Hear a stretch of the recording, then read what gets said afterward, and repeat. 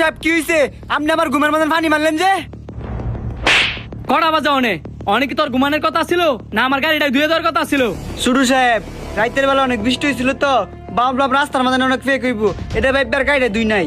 রাস্তায় ফেক নাকি ফেক না এটা তো আমি তোর দেখতে কই নাই। তুই ফোন নিতে করে গাড়িটা তুলে নাকি লেখা? আমার ভুল হয়েছে, এমন কাজ আমি আর জীবনও করতাম না। তখন ছোট লোক কাম হইতো ইডিয়া, ঘুমায় ঘুমায় ভুল করবি আর ভুল করে মাপ চাবি। এই যে তুই গাড়িটা ধুইলি না, আমি অনেক শহর যাবো কেমনে?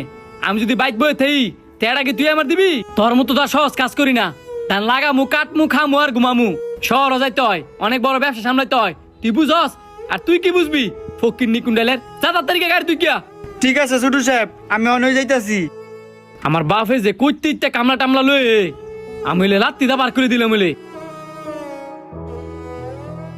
দেখছস গরিব পোলাটার লগে আমার হতে কি একটা আচরণ করলো। আমি তো এমন আছিলাম না, হ্যাঁ এমন হইলো কেমনে? শান্ত ভাই, শান্ত ভাই, বাজারে যে ব্যবসা দিলেন মিষ্টি তো খাওয়াইলেন না। তুই কেডা যে তোর আমার মিষ্টি খাওয়াইতে হইব? তোর বাবা কি আমার ভাই টিয়া দিয়েছে না তুই টিয়া দিয়েছস? ভাই আমি তো মজা করে এনে কইছিলাম। ফকিন্নির বাচ্চা, আমি কি তোর বিয়ে লাগি রে? তুই আমার লগে মজা করতি? ভাই আপনি আমার লগে রাগ দাইতেছেন কেরে? আমি তো আপনার খারাপ কিছু কই নাই।